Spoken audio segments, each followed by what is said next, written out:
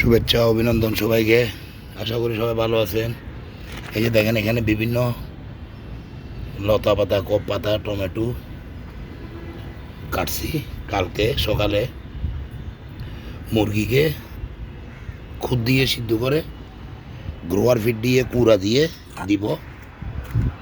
আর এই যে দেখেন এখানে এই জাম্বুরা গাছে ফুল কেমন করে আসছে। দেখেন জাম্বুরা গাছে ফুল দেখেন কি অবস্থা। আর এটা হচ্ছে তিত করলা, কেউ উস্তা বলে। আর এই হচ্ছে মালটা গাছে সিকি মালটার ফুল আসছে এবং গুটিও বাঁধা গেছে কিছু কিছু। দেখেন ওই যে দেখেন গুটিও বাঁধাইছে। তো আজকে আমার মুরগির বয়স 31 দিন।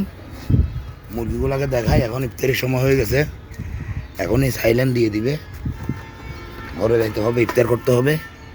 তা আপনাদেরকে দেখাই, ওদেরকে বন্ধ করে দেই। ওদেরকে খাবার দিয়ে দিছি মুরগিগুলোকে। এই যে দেখেন ওরা খাচ্ছে, এই দেখেন ওদেরকে খাবার দিয়ে দিছি। ওই যে ওইদিকে দেখেন, ওই যে সবগুলো ওখানে। তো আজকে হচ্ছে ওদের বয়স 31 দিন।